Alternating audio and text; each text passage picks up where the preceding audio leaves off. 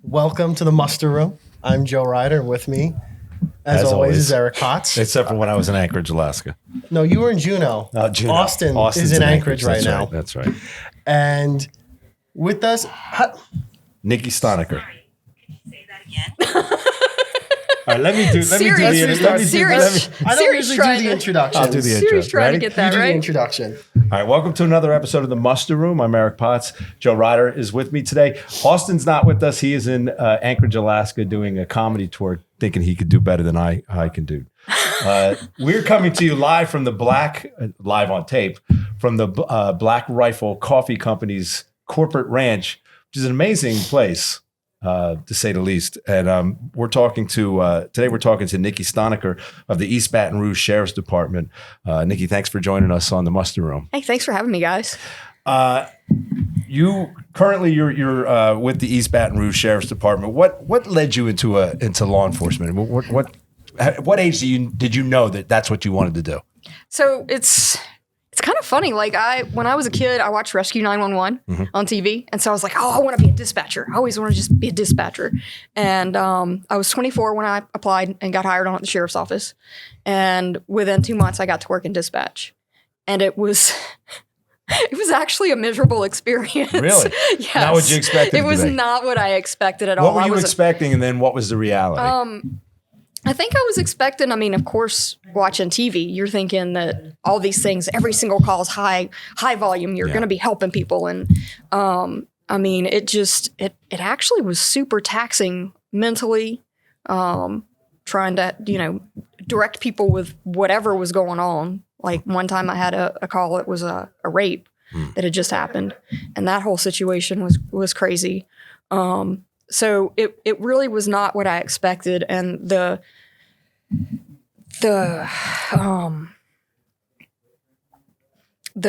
atmosphere in our department in that particular division at that time was just so stressful. Yeah. So I ended up pursuing other things from there. Outside of law enforcement, No, you mean? outside within the department. Gotcha. So I've been with the sheriff's office for almost 19 years. Okay. So, And not the whole time, not in dispatch. not the whole time in dispatch. No, I actually started off clerical. And when I went to work in the armed robbery and burglary division, I got sent to the academy. Kind of a strange situation how my spot of being able to go through the academy was. But you're talking, you went into dispatch and you're doing clerical. Before you did that, did you say, "Oh, I want to become law enforcement," or did you, while you were in there, go, "This is the pursuit I want to go for"? Like it was on my radar, but because I always wanted to help people, but it wasn't until I actually was in it that I was like, "This is where I'm supposed to be." Yeah. It was kind of one of those things for me. Sure. I've actually had people approach me. It's like, oh, I just want to go apply for the sheriff's office, or I want to go apply for a law enforcement job. And I'm like, look, you've got to really think about this. Because if you're just looking for a job, that's not this. Right. This is not just a job. So. Now you looking at your bio earlier, there was an incident that happened. You want to tell us about that's really kind of brought you here before us today? Yes. So in 2016, there was an officer-involved shooting in Baton Rouge, which led to some protests that summer in Baton Rouge. And then there was the ambush on the officers in Dallas. And then I believe it was like 10 days later, we had an ambush in Baton Rouge. I was working extra duty that morning, so I was in uniform. I was working with two of the guys. I was assigned to traffic at that point. I had a desk job in the traffic division. And two of my traffic guys were working extra duty with me at a church. And one of the guys was listening to dispatch. The other two of us were inside, so we didn't have dispatch going. And he texted us and he's like, hey, there's something going down at the Be Quick, which is a gas station that is well known in our area because they're cop friendly. Yeah. It's really close to Baton Rouge Police Headquarters. And it literally was down the street from where a lot of the protests and stuff were going on. And we had the discussion that morning because things had quieted down. And I was like, do y'all think it's over? You think the summer's going to be, this is it? And one of my guys was like, yeah, I really think maybe Baton Rouge is just going to calm down. Right. And 30 minutes later, all hell broke loose. Yeah. You never want to use the word quiet when you're working in law You enforcement. don't ever want to use that word. And for some reason that morning, I mean, it was an easy Sunday morning. You know, it's just That's one of what those. you think, right? That's the way it happens. Yeah, it was sunny like it is right now. We've said this in multiple other episodes. Yeah. I feel like every major incident we've discussed, it always starts out, it was nice, it was slow, everything was going quiet. great. Right. I was counting the minutes till I was off duty. Well, and then boom. And so one of the things is the funeral for the subject that had been shot by the police had been that Friday. And I had just had this overwhelming sense of doom going into that day. And so, like, I stayed on the radio. Why do you think that was? I don't know. I don't know now. Now, I mean, I'm guessing because of how tense everything had been that summer for all across the country. Right. And then how tense it had been in Baton Rouge. And, you know, they went through the day. I had the radio channel on I was listening to the regular dispatch and, you know, the funeral procession stuff. And my supervisor had texted me at the end of the day and he's like, everybody's gone home. Everything went well. And I was like, and I don't know if he knew, because I know I didn't tell anybody, because there was no way I was telling anybody else in my division. Right. That's how I felt. And it just, you know, by Sunday we were like, okay, well, because there weren't really any protests that weekend. Nobody was really hanging out at the PD. The SWAT guys were still on duty at the PD. Right. But it was, for all intents and purposes, quiet. And they start talking about shots fired and stuff, and we had no idea how many people were down. We had no idea. We kept hearing it was Baton Rouge City, but then somebody said that there was a sheriff's deputy that was down there. And so when our captain finally called us, because the motor guys, of course, are going to be called to go do escorts if there are, unfortunately, lives that have been lost. And I didn't know what I was supposed to do. Well, the phone call I get is not, hey, I need the guys to go. It's, you're getting in the car with Garrett and he's taking you to the hospital. And I said, wait. He's like, calm down. He's like, Bruce is okay, but he's been shot. And that was my uncle. And he was a sergeant in the traffic division with us. And so I go get in a car with Garrett and I look at him and I said, we're 5 minutes from my aunt and uncle's house. Do we need to go get my aunt? He's like, call a captain back. So I call him back and he's like, give me a second. I'll call you right back. And so when he calls me back, he's like, you are the only person for that job. You have to go get her. And y'all, I'm like, okay, well, the only thing I can do is do what he did with me. And hey, I need you to understand that he's okay, but. And so that's what I did. And when I called her, it didn't even register to her that we always texted. And it didn't register to her that I was calling her. Yeah. And I was like, hey, so what you doing? And it took her a minute. She's like, why are you calling me? And I said, because we're on our way to your house and I need you to get dressed. I said, Bruce is okay, but I've got to get you to the hospital because he's been shot. And so at the same time, like my phone's ringing because it's my mom, because I had sent her a message saying, hey, please pray, something's happening. And in the meantime, she had called my uncle because it's her brother. And so I had to talk to mom and be like, hey, this is where you need to go. This is what we're doing, you know. And she's like, I mean, at least I got to talk to him. She's like, I know he's okay. And I was like, okay. I said, y'all gonna meet us at the hospital. Have no idea how we got to the hospital because I rode in the back seat with my aunt. Made phone calls for family. And by the end of the day, I mean, it was a Sunday night. So next morning I was supposed to be at work. I'm like, do you just go back to work after this? But the other thing was let me back up a second. Yeah. So now you're taking your aunt to the hospital. You arrive at the hospital. What's happening there? What's the scene like at the hospital? So when we walk in through the emergency room, the doctors come and greet us. They talk to us. They tell us, you know, his situation. They believed he was shot in the arm at least once. We still have no idea how many times he actually was shot in the arm. He was with one of the corporals from our division, Nick Touye, and that was the other part of the phone call when my captain called me back to say, go get your aunt, was that Nick had been shot and it was very bad. And when I turned and I looked at Garrett, that's one thing I'll never forget, is the look on his face when I told him Nick was shot too, because it was just so much. And then later on, we learned that one of our deputies had lost his life, and that was Brad Garafola, who had also been a motorman. He was no longer assigned to traffic. So basically, we had 3 motormen that had been shot. So the traffic division kind of felt that pretty hard because we're a pretty small division too. Right. How large is your department? So grand total, because we do have the prison for the parish, we probably have between 800 and 900 employees.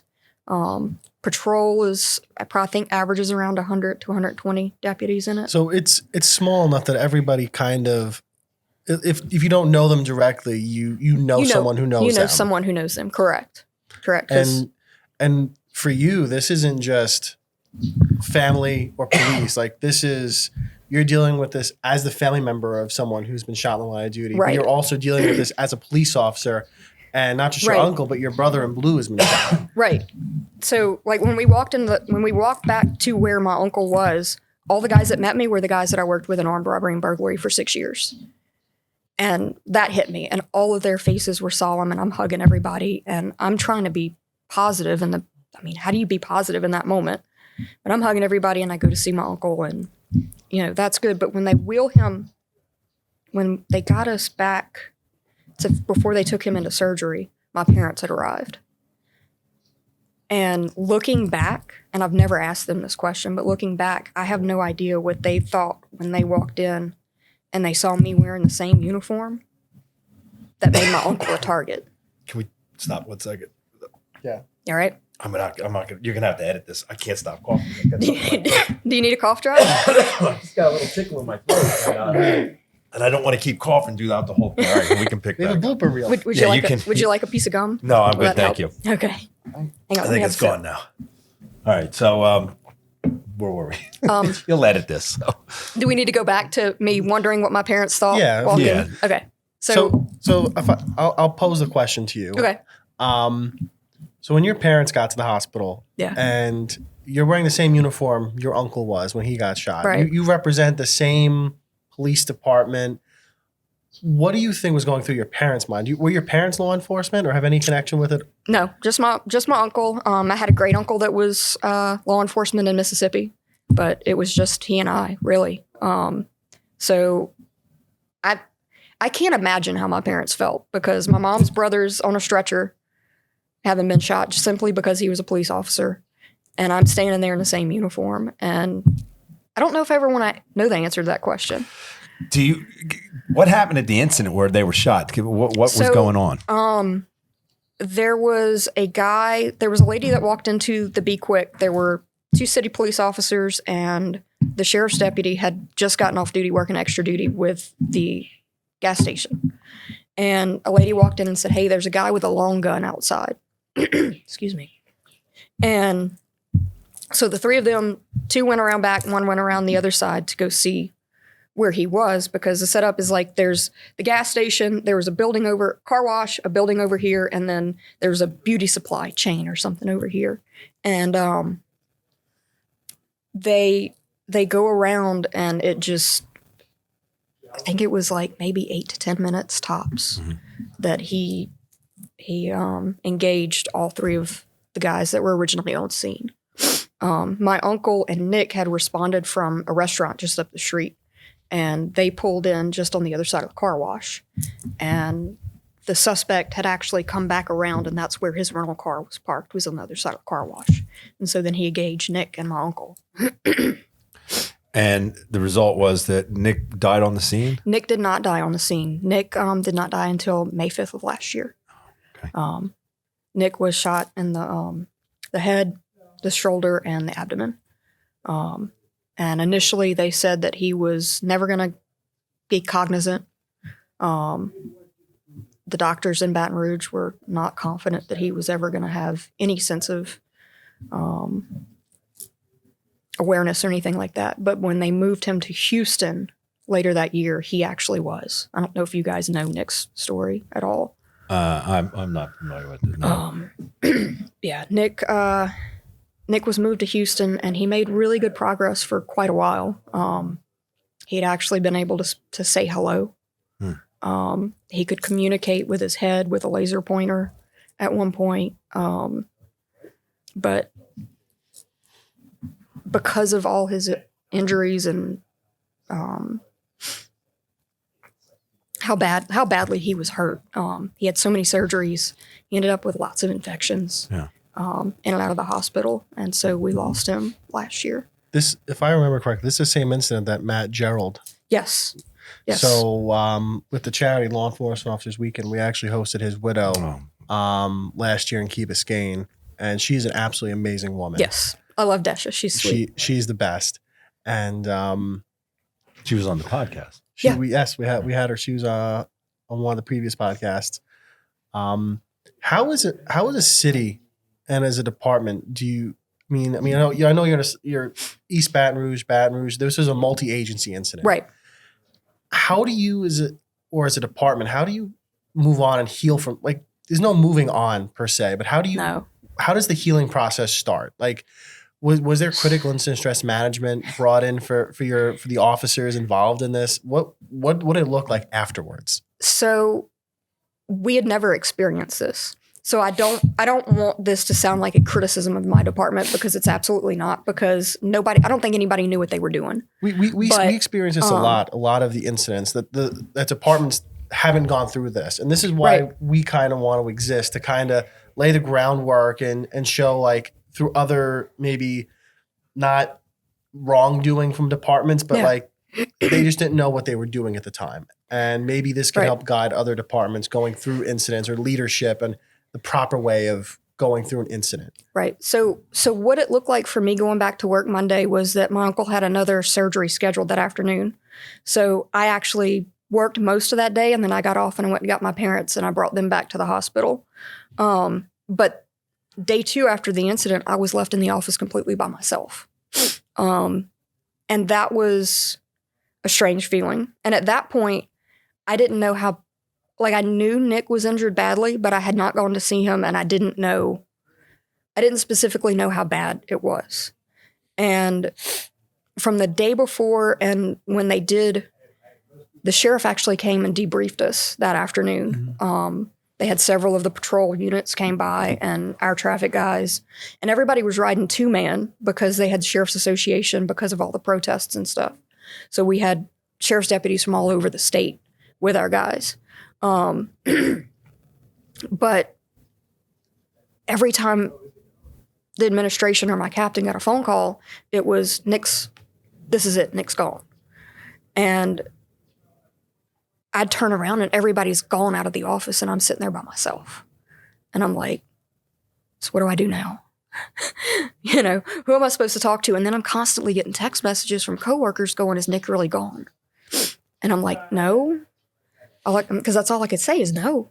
Sometimes I work for a large department, mm-hmm. and after major incidents, we've unfortunately lost numerous officers in the line of duty, and we've had multiple officers injured in the line of duty.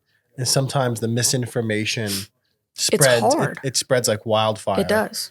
And sometimes even the news picks it up that an officer's passed before they have. And I think it's such a misservice for the coworkers, the friends, the families of these officers. And I think sometimes we have to remember it's better. It has to be right rather than fast. Right. Exactly. And ultimately, because of all the misinformation that I was getting and trying to redirect, and I wasn't worried about me, if this makes sense. I spent a ton of time with my uncle. I finally got to go see Nick. The realization of how badly Nick was hurt was a little devastating. At what point do you start worrying about you? I didn't start worrying about me probably until the morning that I got to work and I couldn't stop crying. How long ago after the incident was that? That was probably within about a month. Okay. The two guys that I'd worked with at the church were on duty that morning, and one of them had come in, and I'm in the back washing my face. I'm like scrubbing my face because I'm the only female in the whole our division. Mm-hmm. And I'm like, I can't show them that I'm not okay. They're okay. Right? Were they though? Right. They're okay. They seem to be all right. I can't show anybody I'm not okay. Because my captain and I had a conversation where I told him at one point in the first week that I wasn't okay. And he's like, well, you just need to take off then. And I'm like, how is that the answer though? There was no offering of counseling or anything for you or anybody at any point? The FBI brought a comfort dog by. We had one critical incident debrief. How at the long church. after the incident did that happen? A week. That's too long. Yeah, about a week after. And it was a big thing where they invited people. And unfortunately, it ended up being where the majority of the traffic guys couldn't go because they had other things that were going on that they were required to go attend to. So it was just a mess. And I didn't know what things I had available to me, like our crime victims. And this is probably going to sound really silly because our crime victims liaison had contacted me. And she's like, so are you doing okay with the fact that somebody tried to murder your uncle? And when she phrased it that way, and you guys probably are going to look at me and be like, huh? It never occurred to me that someone had tried to actually murder my uncle. I hadn't thought about it in that specific terms because police officers get shot all the time. I know that sounds silly, but I hadn't actually thought about it as it having been a violent crime. Does that even make sense? Absolutely. Yeah. I feel like as police officers, sometimes we compartmentalize and we view civilians different than us. Right. But crimes happen against police officers also, and sometimes as police officers, we don't think that can happen. We think we're not civilians, we're not them. This stuff doesn't happen to us. But then when that realization happens, it's kind of striking. Right. So I mean, from there on, you know, the guys stayed with me that morning that I was crying until I calmed down, and they made sure I was okay for that day. And then we ended up having a 1,000-year flood in Baton Rouge, and so it devastated our community. It devastated about 5 or 6 parishes. And when I'm telling you, like, my uncle's house got 5 feet of water in it. My parents' house got 4 feet of water in it. It was that kind of flood where the parish that I live in, because I don't live in East Baton Rouge Parish, 90% of our parish was flooded where I live.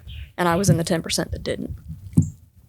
So when you start to look at it, looking back now, I had this critical incident where there were a million things that I feel like I should have done. I feel like I should have been able to respond. I feel like there should have been so many different things that I should have done that morning or that day or in the days after.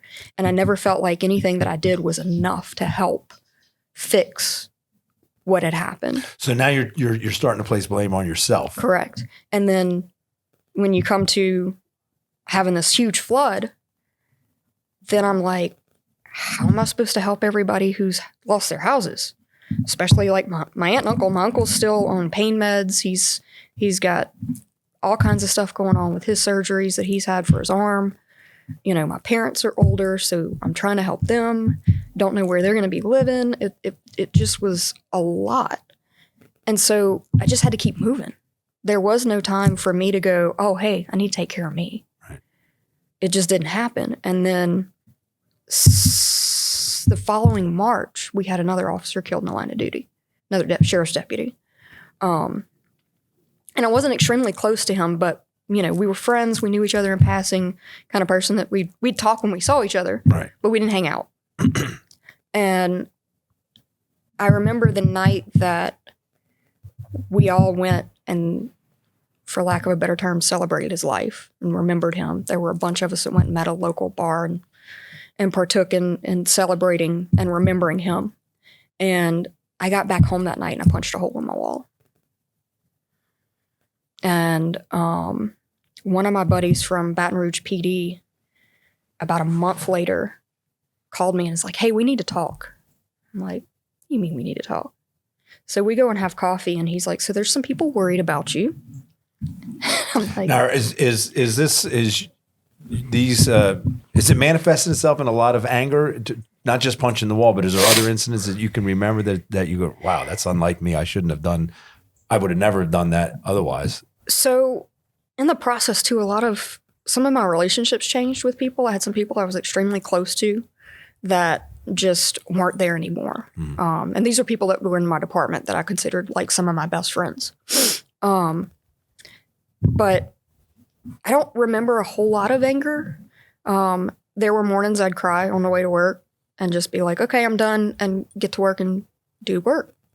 I knew that there were mornings that I was getting dressed to go to work at the church every Sunday morning, and I was anxious about it, but I pushed it away. I didn't think about it. I didn't consider why I was worried about it. And not really worried, but why it would bother me getting dressed that in the morning on Sundays.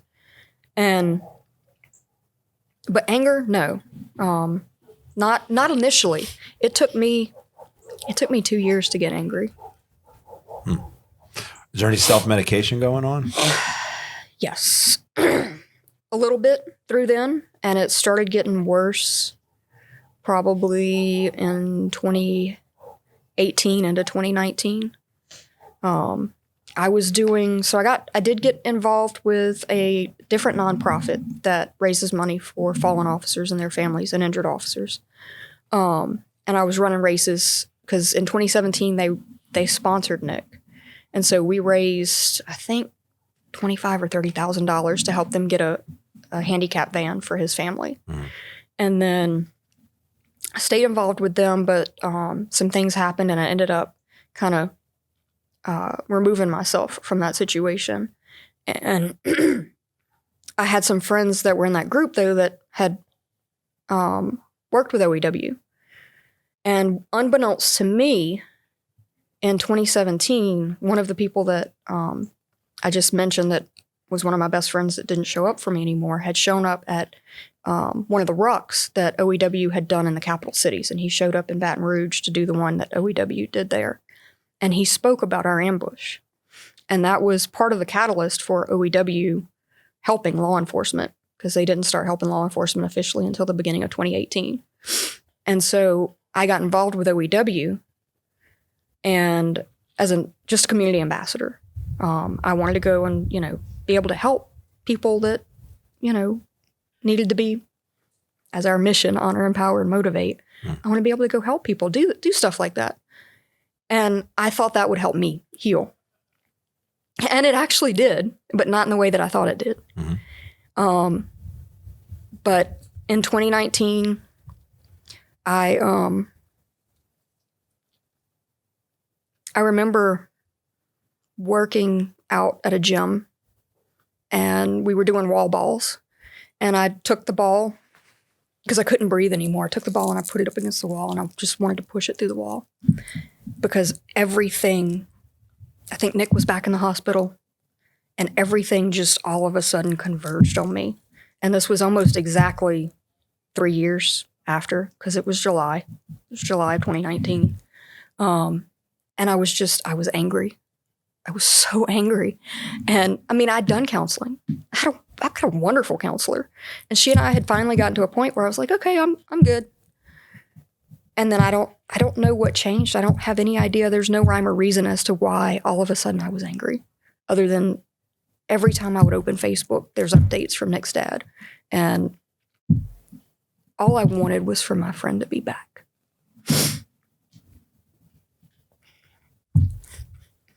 It's okay. I wasn't going to cry.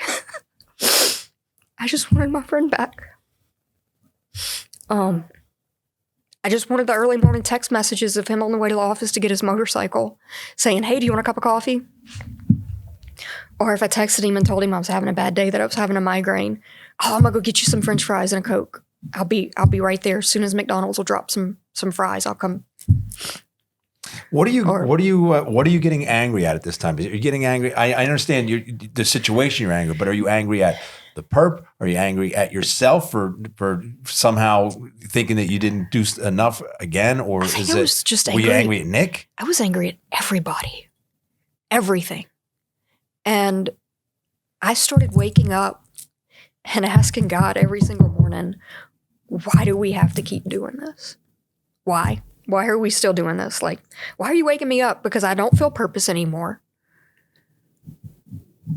At this time, are you having suicidal ideation at this time? Yes.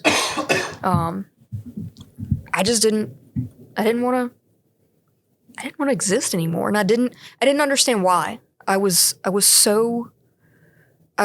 didn't want to take my own life, but I was so just done. I was done with everything. I felt stuck at work. I felt stuck in my life. I just felt stuck everywhere. Stuck here. I'm stuck here on earth. Why? Right. For what reason? And I posted something on Facebook, and I don't even remember what it was now. And one of the masked athletes that I had not met in person yet, that I'd added on as a friend on Facebook for whatever reason, because usually I don't add people that I have never met. He messages me and has like, hey, call me. What do you mean call you? He's like, I really think we need to talk. Call me. And I spent 2 hours on the phone with him, crying. He listened to me cry. He listened to my anger. He listened to all the guilt that I felt. And what I ended up doing, I ended up recontacting my counselor. I got back into counseling. For me personally, getting back involved into church helped. And I made the very difficult decision, because I absolutely loved the church where I was working on Sundays. I made the difficult decision to give up that extra duty detail.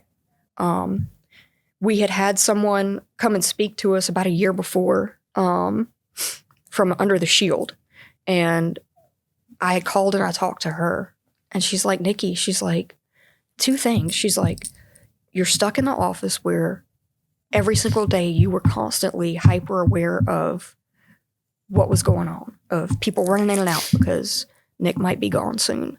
And you were constantly stuck in all the thoughts of, well, that guy went to all the substations and tried to gather intel and info. And my name was on my parking spot out front. And I'm the only Nikki Stonaker in the United States. So that would go through my mind. And at the time, when you Googled my name, the address that would come up was my parents' address, not mine. And so, you know, that had me hyper aware of being hyper protective of my parents.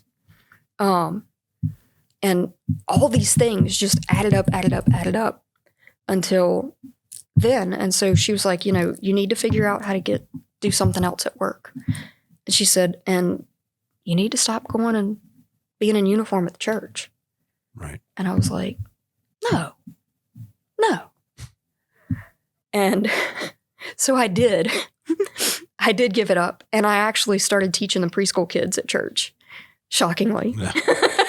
I go from being the one directing traffic and standing out, and I mean, literally standing out, being just dead face, and never smiling, because the people at church would always be like, can you smile while you're out there? And I'm like, no, I'm in uniform. I'm not going to smile. What are you talking about? And do you feel like the changes that you made have helped you? Yes. So one of the biggest changes too was stopping drinking. Some friends that October, we all, actually OEW friends, were helping another guy with his drinking problems. And so we all did Sober October. And when I did Sober October, I realized that drinking as much as I was making my depression worse. It was making my anger worse. It was making everything worse for me. And so I stopped drinking. And that has been a huge help. My counselor and I, she's super wonderful. Sometimes she'll be like, we don't need to sit in the office. We're going to go take a walk around the LSU lakes. And so I'll meet her and we'll go walk around the LSU lakes and talk instead of just sitting in the office talking about everything. And I still, even though I am 100% on the opposite side of where I was almost 4 years ago, she and I still see each other. I still go see her because I still need those check-ins. Mm-hmm.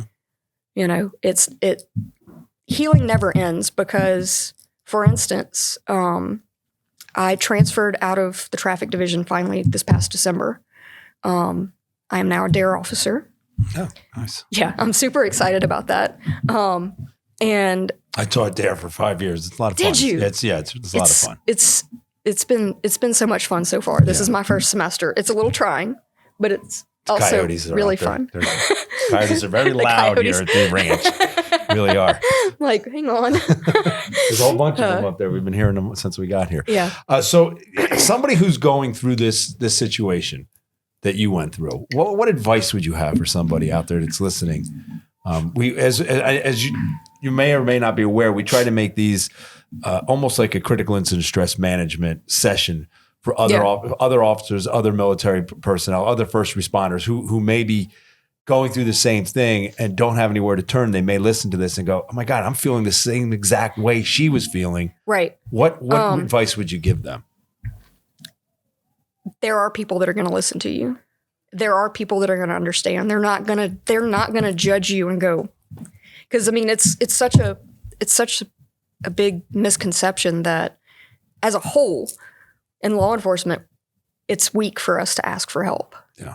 Because that was one of the biggest things. I was afraid. It's the worst thinking that we can have too. Well, it's got to change. I was afraid that my gun was going to be taken away. I was afraid that my opportunities to work extra duty because everybody that's who taking sat money out of my pocket. Everybody who sat in the seat that you're sitting in right now for this podcast has said the exact same thing. I was worried about my gun, my position being taken away. I was worried about my promotion, losing my promotion, my gun, all that stuff. So, as officers, sometimes we feel like our identity is strapped in that badge and the gun, and I think the risk of losing that just to take care of yourself, I feel like a lot of officers balk at that sometimes. So, and that's one of the biggest things that from 2019 on that I learned how to deal with was that my identity was not tied to that badge.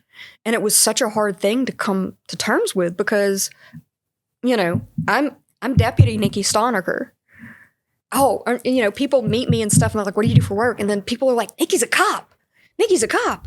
And they're all excited. And I'm like, but that's not it's what you do. It's not who you are. That's right. Everybody that I've ever counseled, I tell them the same thing. The badge is not who you are. It's what you do. It is. And I mean, and they don't tell you how heavy the badge gets at times though. Right. Nobody tells you that when you go through the academy. They're like, "Oh, hey, these are the things you might encounter. These are the things you might go through. Maybe encounter on the, with citizens." Right. They don't talk about the stuff that happens when your family's harmed, when your family's killed, and the fallout from it. They never considered the one guy that was on shift with my uncle and Nick. It ended up that the lieutenant transferred out. One of the other guys quit. And so he ended up being the only one from that shift that was on duty that day that was still left for a while until my uncle came back to work. Nobody considered talking to me or him and being like, "Hey, are you guys okay?" It was not a... What changes have you seen within the department now that this has happened? Is there a general order that states that it would be critical incident stress management in a certain amount of time? Is there more support? Do you have a chaplain? Do you have a counselor? We've got chaplains, which the chaplains were at the hospital with us with my uncle. We do have some resources with Under the Shield. Our peer support team has been increased and upped. They've been really positive in trying to garner trust with peer support. I've got some good friends with that. I'm actually studying psychology now too. So I'm working to be a part of it when they have another spot open. I'd like to join our peer support team. So yeah. And I just want to give kudos to the guy who reached out to you. Yeah. He saw the signs and symptoms that you needed help. It's one of my best friends now. He reached out to you. Yeah. And I also want to put out there, I know you're talking about the peer support. My department, we have peer support also. Yeah. But I think it's important to mention, you don't necessarily have to be in that title. If you see another officer struggling, then reach out. Right. I mean, and if you can't, and as I said a million times when I've talked about this, if you can't do it, find somebody who can. If you can't walk up to somebody and say, "Are you okay?" Or if you're thinking of harming yourself, if you can't do it, find somebody who can ask that question, because it's so important to be direct and blunt and ask, "Are you thinking about harming yourself?" Did anybody ever actually ask you that other than before he asked you? I don't think so. Okay. I had another friend from city police that had reached out to me, and like he got me on the phone and he's like, "Okay, do you want to hurt yourself?" And I was like, I mean, I don't want to exist anymore, but I don't necessarily want to hurt myself. He's like, do you have a plan? And that took me back. I was like, do I have a plan? And the only thing that ever crossed my mind was that who would find me? And that was always the biggest thing that would stop me from making a plan was somebody has to find me. I had a plan. And who gets